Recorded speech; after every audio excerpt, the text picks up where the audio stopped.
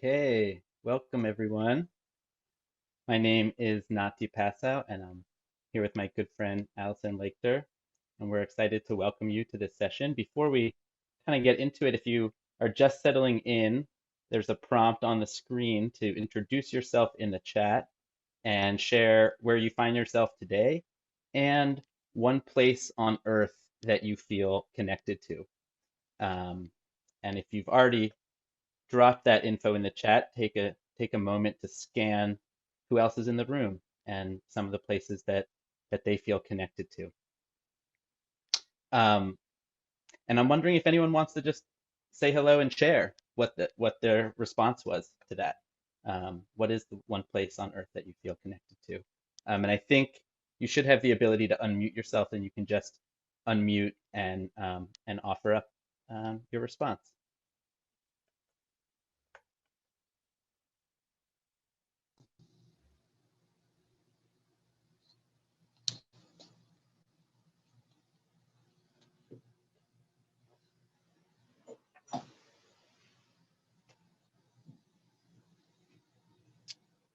Ellen, it looks like you've unmuted yourself. I'm not sure if you're Oh yeah, on the. sure. I was just waiting for somebody else to go, but I'm Oh, okay, Ellen, great. and I live about a mile from the Kenobican, which is also known as the Charles River, and I'm very grateful to be on Massachusetts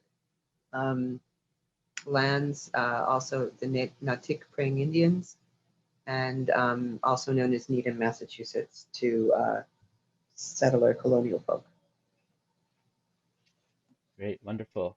Someone else want to share where they are and a place on Earth they feel connected to?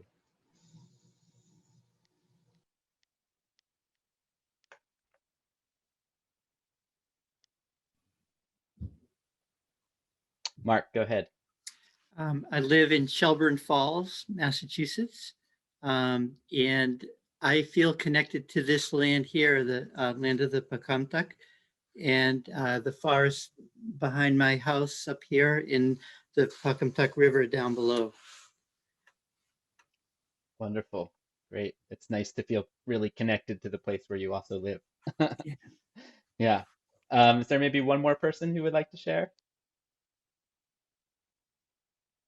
And if not, that is, oh, sure, Eve, go ahead. You're, there Hi, you go. my name is Eve. I prefer she, her, or they, them pronouns, and I'm on the unceded lands of the Susquehannock Indians, also known as Lancaster, Pennsylvania. Mm.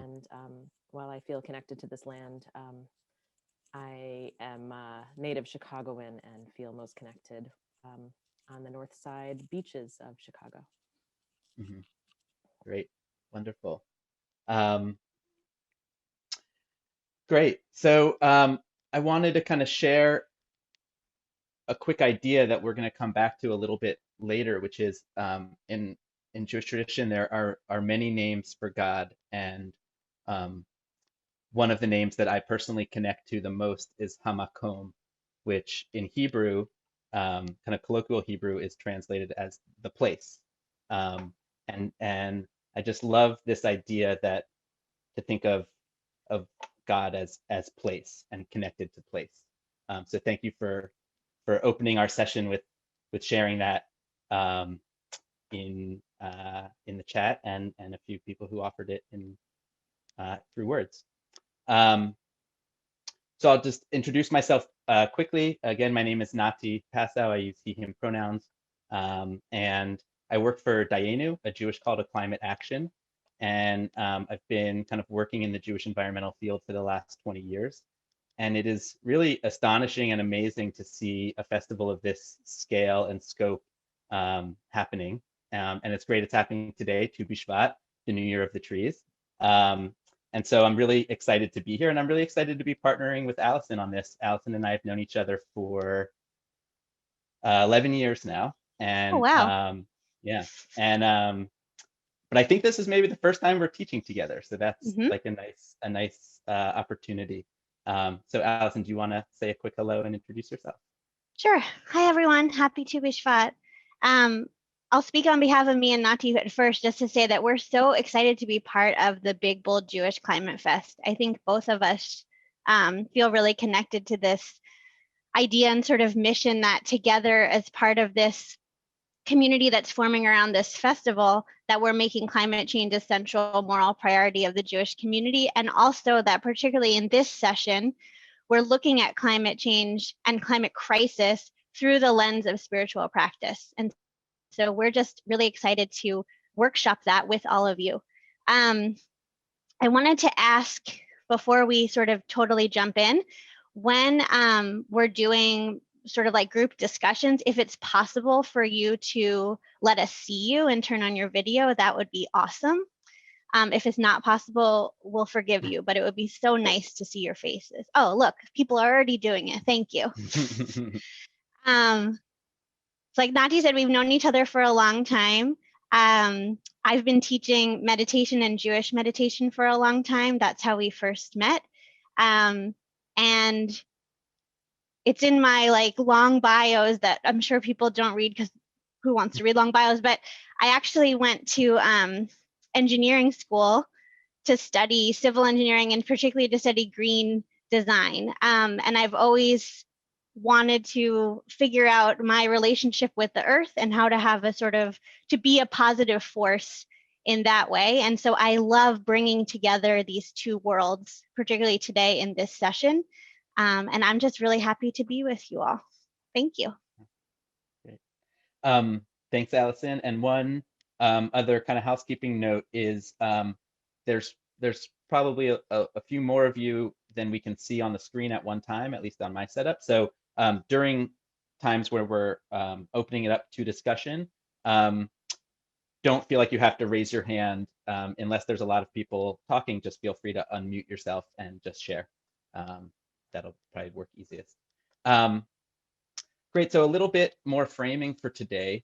We're talking about climate change and resilience, emotional and spiritual resilience and connection to place. And we wanted to start with kind of invoking a place on Earth that we feel connected to, because I think what's crucial as we confront the climate crisis is to remember why this is important to us. And we want to start from a place of connection to the earth. We can't fight for something if we don't feel connected to it or love it. I also wanted to kind of dedicate today's session, today's learning, to my grandparents. Yesterday was Holocaust Remembrance Day, and my grandparents were Holocaust survivors who then moved over here, and I was fortunate enough to get to spend a lot of time with them before they passed. And I just really think of their kind of resilience and hope as being such important values and attributes that allowed them to kind of navigate some of the darkest horrors of that I can even imagine, and come here and still be positive people and happy people and joyful people. So I want to dedicate today's session to their memory.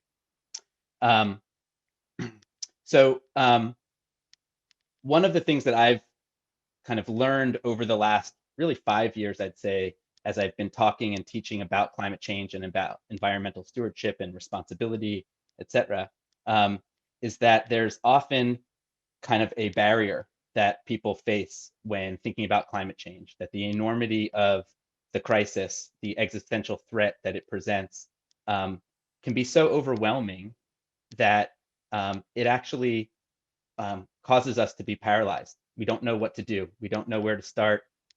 It's overwhelming to think about what the implications of climate change are. And so we move on to other things, or we try to take kind of small steps that feel good to us personally. So we make sure that we recycle, we make sure that we turn off lights when we leave the room, etc. But what we now know is that those types of changes are not sufficient enough for the scale of the crisis that we're confronting. And so before we can actually really lean into that crisis and confront it head on, we have to build our kind of emotional and spiritual toolbox, so that we have more capacity to actually look at the crisis head on and not without fear, but with kind of accepting the fear and accepting some of the challenging feelings. And so that is what today's session is about. We're going to play with some some tools and techniques and ideas that hopefully will provide some more comfort and resilience and strength and power as we embark on this process. We really see this as this moment as an opportunity to kind of deepen our spiritual practices and build our emotional resilience and have more power and groundedness in our work. So to start us off with that, I'm going to hand it over to Alison, who's going to lead us in our first meditation. Thanks. So for those of you that are totally new to meditation, have no fear. And for those of you that are very experienced, you can also have no fear. I'm going to start with just getting us all on the same page, a very quick, just like very simple, this is how we meditate. You'll be experts immediately as long as you're a living, breathing human being, which I think everyone on the Zoom is. And then I'll Jew it up a little bit, and we'll move into the sort of core practice that we're going to be playing with and workshopping today. So to start, wherever you are and whatever you might be perched on, take a moment to see where your body is touching a surface and see if you can just push in a little bit there to ground yourself. Let's get grounded and rooted. We're going to play with a lot of metaphors. Then I'll ask you to sit up a little bit straighter and uplift yourself. They say the mind follows the body follows the mind, so we might as well use that to our best advantage. So you can take a moment to think about how you want to feel in this moment. Again, if you want to feel grounded, ground yourself. You want to feel uplifted, uplift yourself. I always think about how I want to open my heart, so I pull my shoulders back, I open my heart. Take a moment to sit how you'd like to feel. For those of you that are new to meditation, the very quick, or my very quick definition of how I think about meditation is that you have some sort of anchor or home base for your practice. We're going to use the breath now. The breath is a perfect home base. And we're going to notice when our minds inevitably wander away from that focus, because that's what minds do. And we're going to practice teshuvah. We're going to practice returning to our breath, returning to our body, returning maybe to who we want to be, maybe returning to the earth, returning to our community, our traditions, return. That's the whole practice. So if you feel like you have a very busy mind and you can't stay focused, that's great. That's more practice. So again, we're going to have our home base. We're going to pay attention to our breath. We're going to notice when our minds inevitably wander away from that, and we're going to return to our next breath. That's the whole practice. Meditation is the practice of returning. So if your eyes are not already closed, you can close them. It'll be easier to pay attention to your breath. Take a couple of breaths, just noticing what it feels like to breathe. Noticing where in your body you can most feel your breath. Do you feel your breath on your nose as you breathe in? Do you feel your chest rising and falling? Your belly filling and emptying? See where you most feel your breath and rest your attention there. Just feeling what it feels like to breathe. And you can say to yourself in your mind, oh yeah, this is what it feels like to breathe. This is breathing. This is what it feels like to be alive.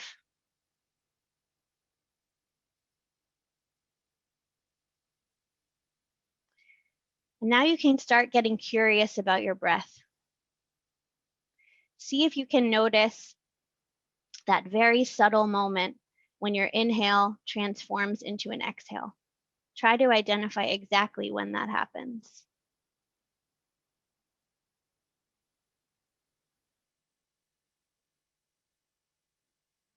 On the sort of other end of your cycle of breath, notice when you breathe out completely, and then you have like a tiny moment of faith when your breath comes back to you all on its own. Notice the transformation from an exhale to an inhale.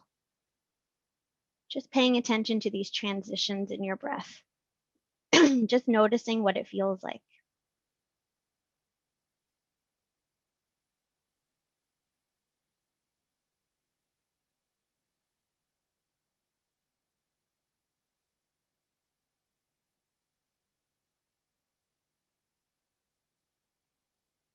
I'll share one of my favorite Jewish teachings about breath.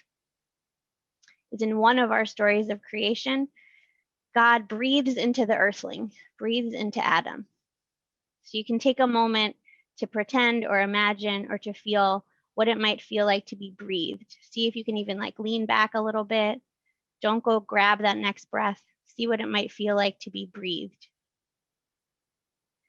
And if that God language is sticky, I'll offer the way that I first learned how to meditate when I was a teenager.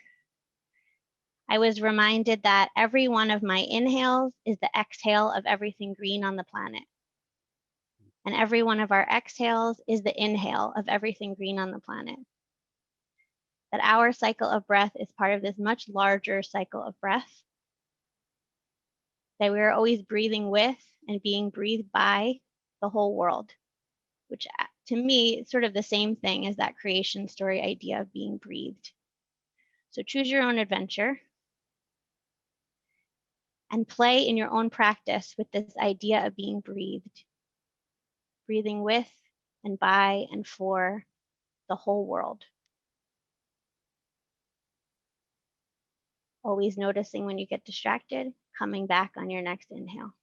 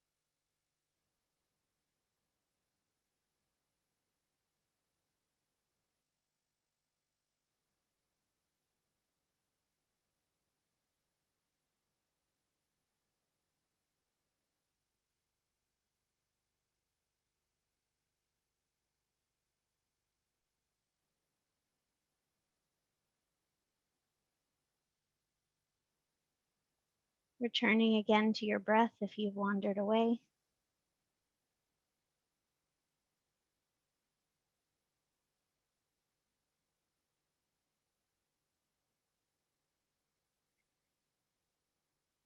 For a moment, you can imagine that you're in the place that you wrote earlier you felt connected to. Notice what it feels like to breathe there.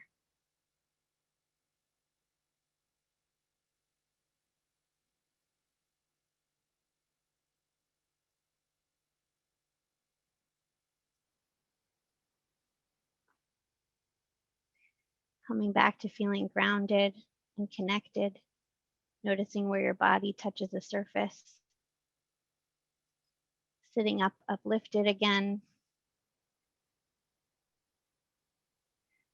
Maybe noticing where your skin ends and the air begins. Just feeling yourself in whatever place you are in right this moment. Take 3 more deep breaths.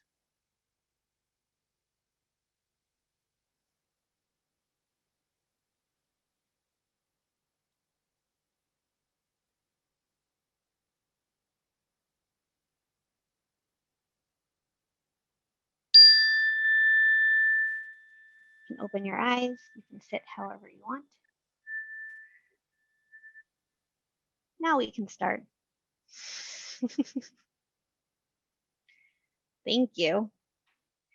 So now we're going to move into small groups where you can have a chance, not in this huge discussion room, to share any thoughts, comments, insights around that practice of being breathed and your own feelings around connection and reconnection to the natural world. And we'll let you know you're going to have 10 minutes. We'll give you warnings and notices about your time, and we'll share those questions I just mentioned if you need some help with your conversations. Also, if you're in a room with people that you don't know, please introduce yourselves. Welcome back.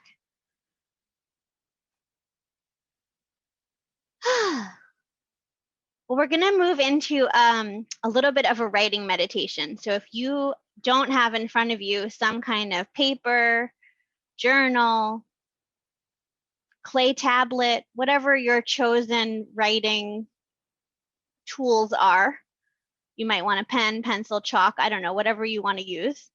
We're going to put some questions up on the screen, and you're going to have 10 minutes to answer these 3 questions. Here's how you make it not just a journaling exercise, but into a writing meditation. Wait, Nati, can you take it away for a sec? It's like when you're in school and they say, like, turn your papers over, don't look yet. It's like that. Okay. So here's how you make it into a meditation practice. Just like before, our breath was our home base. We noticed when we got distracted from our breath and we returned, right? So in the writing meditation practice, the actual act of writing is going to be your anchor of practice. So before we show you the 3 questions that you're going to write about, I want you to just take a moment and just sort of do a little self-reflection. Are you someone that, like, if you were to take a test, maybe you haven't taken a test in many years, maybe you have just taken some sort of test, and you fly through as fast as you can, and then turn your paper over, and you're like, I'm done. When you're doing the writing meditation, I want to invite you to take your time, to slow down. And maybe if you finish before the 10 minutes, to go back and keep writing, okay?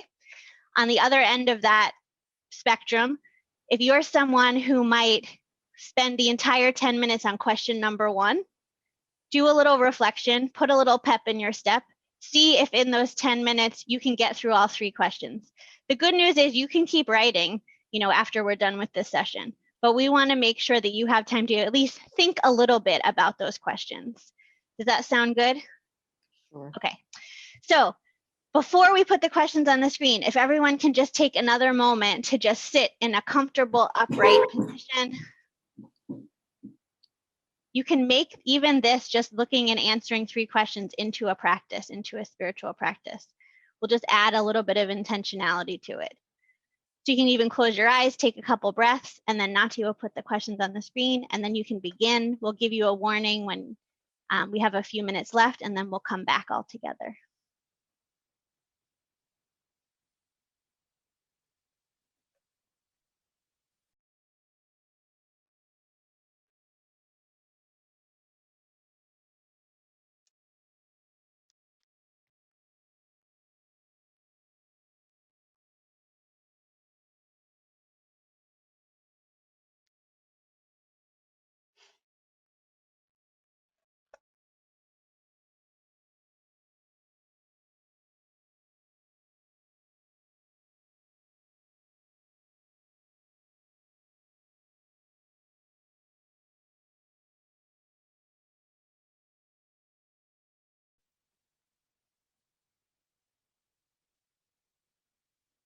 Welcome back.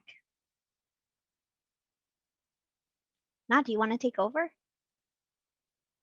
You're muted though. Thanks. Great.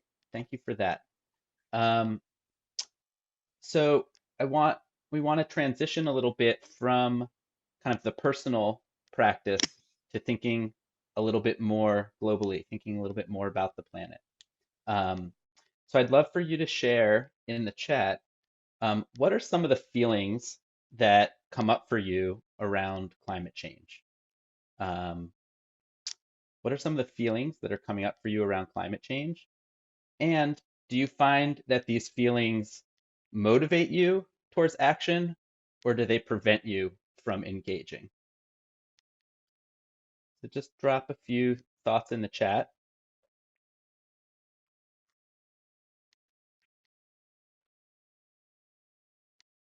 I'll put the questions in there as well.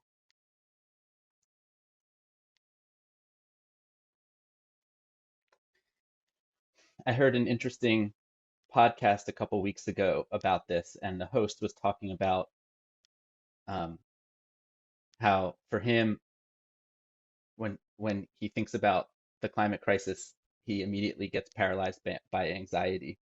And he was talking to a friend who, for her, she said, you know, I don't let myself feel that. I feel anger instead, because the anger kind of motivates me to act.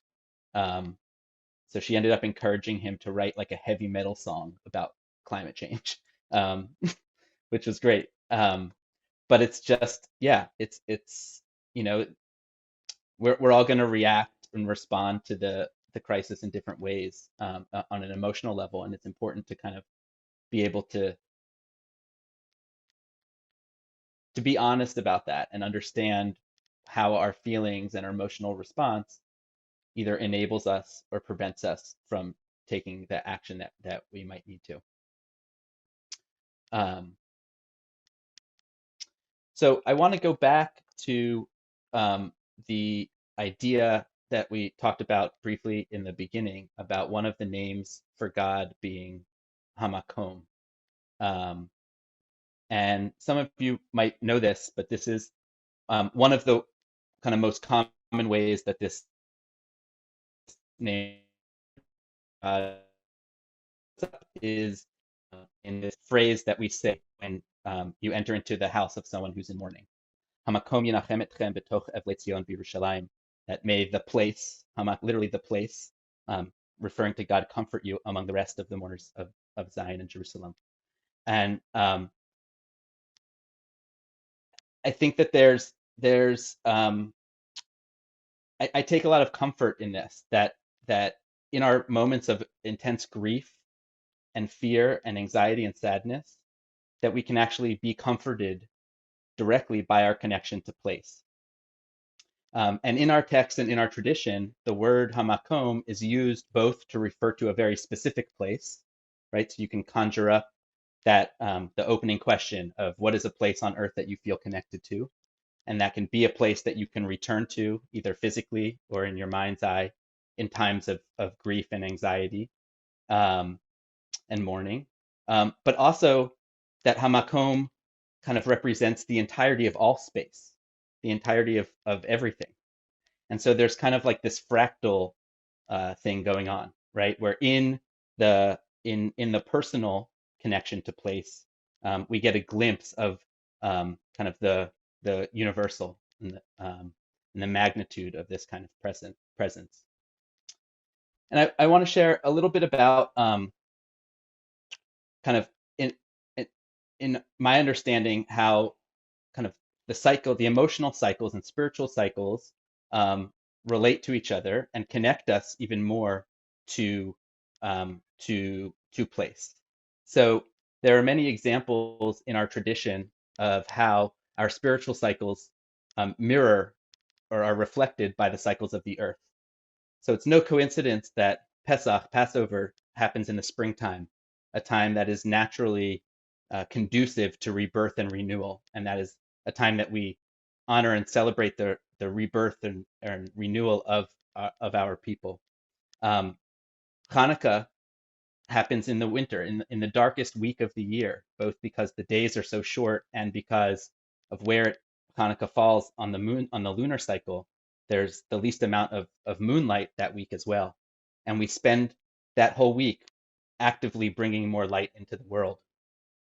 Kind of on the opposite end of that, Shavuot, where we celebrate receiving the Torah, happens very close to the summer solstice, where there is an abundance of light. And so kind of our spiritual light is at its full peak at the same time that that light is actually at its full peak, at least in the northern hemisphere. And even today, Tu B'Shvat, which is known as the New Year of the Trees. There's 4 New Years in our tradition. All the other New Years happen on the first of the month, on the new moon. Tu B'Shvat happens on the full moon. And it does that because the full moon conjures up feelings of abundance and plenty. And this is a time where we're kind of sending our energy to the trees for an abundant and productive year. And so that happens on the full moon and not on the new moon. I want to share just a couple of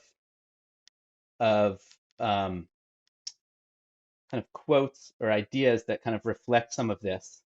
It says in Psalms and Tehillim, Hazorim b'dima b'rina yiktoru, that those who sow in tears shall reap with songs of joy. That there's this intrinsic connection between our joy and our sorrow, and that in an intact culture we need to really kind of lean into that and embrace that and not run away from the hard feelings, because the hard feelings are deeply connected to the positive feelings.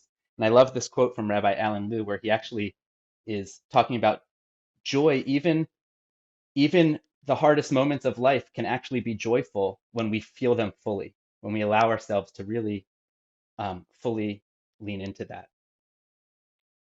So I just want to see if anyone wanted to share any reflections from the exercises that we've done, the breathing meditation, the writing meditation. Is there anyone who wants to share how these tools or practices may help them navigate some of the emotional challenges and build more resilience as they think about the climate crisis? And again, there's more of you than I can see on one screen, so feel free to just unmute and share. And also feel free to share in the chat if that is more comfortable for you.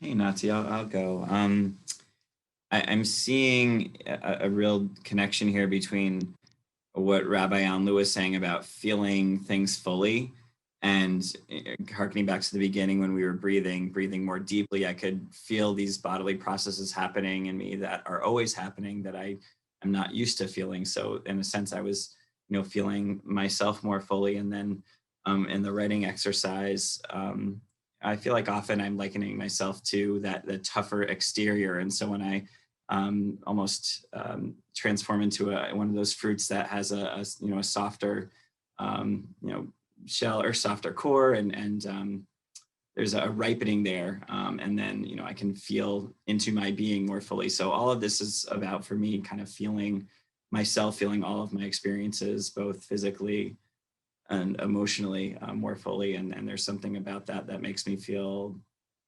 braver, in a sense, to go into the fight, for lack of a better term. Mm-hmm. Beautiful. Thank you, Greg. Yeah. Is there anyone else who'd like to share? I can go. I only just was able to get here because I'm in high school right now, and I was like, "Let's give me a final, whatever." Welcome. Thank you.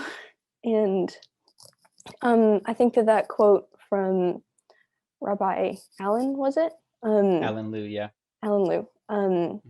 The connection between climate change and a lack of feeling is very intrinsic, in that humans were meant to be with the earth, but we've come so far away from that and from our own feelings that we've come into the cycle of destruction of the earth and destruction of ourselves. And that begins with self-healing to heal the earth. Yeah. Thank you. Thank you for that. That actually reminds me of an idea that I heard a long time ago, which was that we often think about climate change in terms of kind of the science, right? And that there are all these indicators, how many parts per million of carbon in the atmosphere, or what the global average temperature is rising by 2 degrees, or things like that. And that certainly is an important and effective way to understand the crisis. But you don't necessarily need scientists to know that there's a crisis. You can kind of see it in the fabric of our society in many ways, and the way that people are living numb or disconnected from the earth in so many ways, and that the scientific explanation is very useful in certain frames, but that there's also a whole kind of spiritual framing for the climate crisis, and that we can kind of that's another entry point into the work. I want to close with one with a short excerpt from a poem that a friend of mine wrote a few years ago that I just found so moving, and she wrote it after the Pittsburgh synagogue massacre, but I feel like it is applicable to so many different types of crises. And so this is just a excerpt from it, and I invite you to find the full thing online. It's called How to Pray While the World Burns by Hila Ratzabi. Go outside, find a patch of grass, sand, dirt. Sit, kneel, place a hand or just a finger to the soft earth. Feel it pulse back.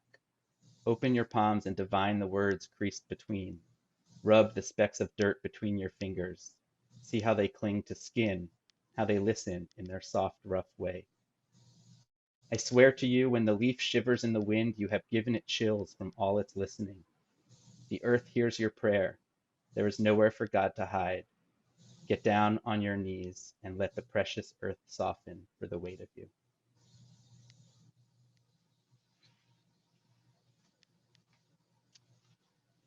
So with that, we wanted to close, and we wanted to leave you with a couple of ways to stay in touch and take some action. Again, I work for Dayenu, a Jewish call to climate action, which is one of the organizations sponsoring the festival. And if you go to our website, dayenu.org/chutzpah, you can sign up to be part of our movement as we're building the Jewish climate movement. And on that page, we have 7 actions that the new administration can take immediately, some of which they've already started to take, which is great, to address the climate crisis. And that is, and you can sign up to be part of our movement and be connected to campaigns that we'll be developing in the coming months and beyond. And that's my email address. And we also wanted to share Alison's website as well for more Jewish meditation and learning. And I think that's it. Alison, do you want to say anything to kind of wrap us up? I just want to say thank you. Thank you to everyone for your presence and your practice. And you can't see because you can only see this much of me from Zoom, but I have a baby in my belly. And I just want to tell you that while we were practicing together and everyone was sharing, this baby was doing some crazy somersaults. So that gives me a lot of hope also for the future. So thank you for helping me with that too. And Nati, what a joy to teach together. Let's do it again. Yeah, great. All right, well, enjoy the rest of the festival. It's really overwhelming how many amazing sessions there are. So hopefully you can use some of this meditative practice just as you're navigating the schedule, because you might feel a little overwhelmed and paralyzed with too many options. So we hope that this was helpful and useful and meaningful, and we hope to be in touch again soon. Thanks so much. Happy Tu B'Shvat. Happy Tu B'Shvat. Happy Tu B'Shvat.